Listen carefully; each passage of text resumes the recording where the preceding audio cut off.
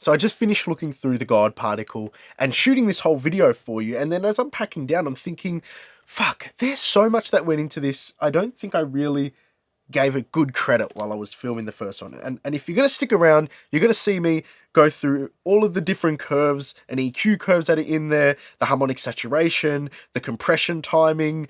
I'm going to rebuild it and show you an A/B. And the thing is, it's just a really good plugin. And this isn't a video to undermine it. It's a video to just showcase how much I could uncover that's going under there. And I know there's much more because it's really a very useful tool. If you're a mixing engineer and you don't have it, fuck, it's a small amount of money, which I wish I could have access tools as good as this when I was starting out at this price point. It's phenomenal. It really is something that I think needs, a good tip of the hat. So anyway, I'm going to pack down now and I'll roll the video so you guys can enjoy my geekery on it. All right, take care. What's going on in Jaycen Joshua's The God Particle? One thing I love about companies like Tone Projects, Leapwing, Isotope is their incredibly detailed documentation of what's actually happening underneath the hood. Because me, as a mastering engineer, I like to understand how a processor interacts with a signal.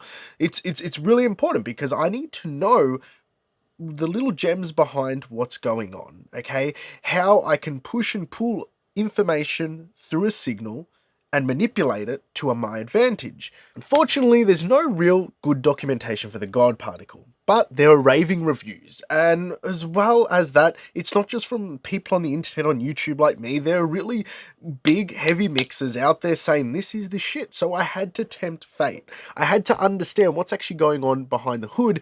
And you're going to be the benefactor of my crazy mind just wanting to see what's going on underneath these plugins a little bit more. All right, let's look underneath the hood. So the first thing is a linear analysis, okay? You turn God particle on. What is it doing to the overall tone? So how's it changing the tone of this record? And what it is doing, or whatever signal pass it goes through, if it's just on with amount at 100%, you're going to have two high shelf filter curves. The first one is going to be boosting about 1.1 to 1.5 decibels, and the second is going to be cutting about 3.6. The boost actually starts super low. It's like 165 hertz. So that's a really sweeping high shelf just to boost all that, but then it's ducked at 2.6 kilohertz by 3.6 decibels. And I just matched that curve up there. So as soon as you turn it on, you're going to get that frequency response. That's cool. That's useful to know. But what else is it doing? What else is this button here doing? Well, it's also introducing odd order harmonics.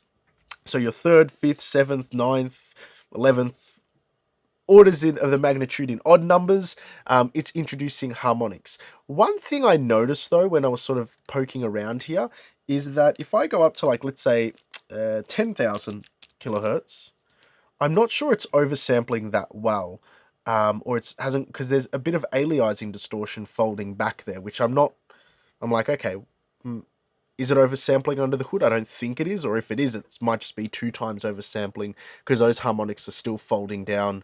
That said, it's pretty inaudible. Negative 100 decibels in a signal you're not going to notice, so maybe I'm just being a bit too nitpicky. Maybe if the peak was negative 3 decibels, it's still pretty inaudible, though, that folding down, so maybe no need for any excessive oversampling there. So that's what's happening under this God particle. We've got odd order harmonics, odd order harmonics, and this shape, which is pretty cool to know. Something I wanted to also know is these push and pull, these curves here. What are these doing? So what I did was I turned this off and I actually matched them up with these curves here. So that one there matches the low curve. I've got a curve here at 625 hertz. This should match up. It does. And then the final one here at 10 kilohertz. A boost there. So those are the sort of push and pull features that feeds into the harmonic saturator and the multiband compressor. Now the multiband compressor is its own beast altogether because it's a little bit more to go through. All right, and now what I've done also is in Dyne 1, I've matched the curves for each of the bands here just to see how those compression curves actually operates. So I've relatively got the ratios. The attack and release times are really horrible rough estimates by using this function here to match it. And yeah, so I've got my own little God particle chain set up now. And what I want to explain to you is that this plugin is doing a hell of a lot, and it's doing it quite efficiently as well. So what I've done is I've got the God particle, loaded it up onto this mix, and dialed in the mid and the lows to meet the markers. I've also gained the mix down to meet the marker there, and then I've done the same, but I've copied those settings over, introducing the odd harmonic distortion there, using the multiband setting and the limiter to match it all. And what do you think it sounds like? How close do you reckon I could get? And that's what's really interesting about this. All right, so I've hidden the inserts to these two channels, so that way you can guess which one has the God particle on it and which one has the stack of 5 different inserts and plugins to build up that same response that the God particle has. Let's see if you guys can pick it out. Cause I put the D in dollar main, make it rain, cause I can't black them gold champagne, main groceries in my Gucci bag, catch me in Forbes, main. Cause I put the D in dollar main, make it rain, cause I can't black them gold champagne, main groceries in my Gucci bag, catch me in Forbes, main. Cause I put the D in dollar main, make it rain, cause I can't black them gold champagne, main groceries in my Gucci bag, catch me in. Could you guess which one was the God particle? Well, it was the top one. And I will say this, dialing this in was so much more easier than having to pull out 100 curves. So this is what I had to build up to match it relatively. So I got the push and pull there, the overall frequency response from when you press in the God particle button, a bit of odd harmonic distortion there, 3rd and 5th order, the multiband compressor that I matched in the other plugin, and then the limiter to match the overall volume. It was a lot. So that's a lot to match up to that God particle. Now, I'm going to say this. As when I'm mixing records, I have my own chain. I have my own gain structure inside the mixes as how hard I like to feed certain plugins and move information around. And that actually starts from my mix bus down. So I actually get all my gain structure set up. I hit my mix bus at a certain level, hit the compressors in there at a certain level. I know how it's going to feel and sound, and I hit my limiter in there as well. And that's what this God particle is, obviously, for Jaycen Joshua. And he's described that even in his live stream he did the other day.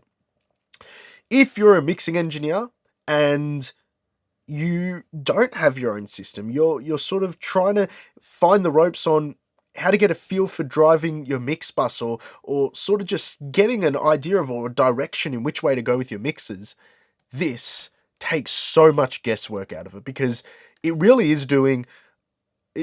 even though you might not know what's going on under the hood, it's doing a lot of what Jaycen Joshua likes to do on his mixes, and he has really good mixes. And that might sound funny coming from somebody who's very technically minded like me, that's very pragmatic in saying, when I have a plugin, I want to know what it's doing, X, Y, Z. For something like this, if you're a mixing engineer, it's just good to have. It's going to help you build better mixes. I wish something like this was around, because the way it's been designed, the user experience of actually just operating it today was pretty fluent. That said, you can actually understand what's going on because I've just showed you everything under the hood between the EQ curves and the harmonics that are being introduced and the way the compression is set up. So yeah, my thing would be the God particle is a very, very good plugin. I understand the hype now. I understand what's going on behind it, which is really important. It is a tool that if you're a mixing engineer, you should just have. It's a very low cost entry for a very comprehensive, and it's a really well put together tool. So yeah, that's my spiel on it. I hope that helps. And until next time, take care.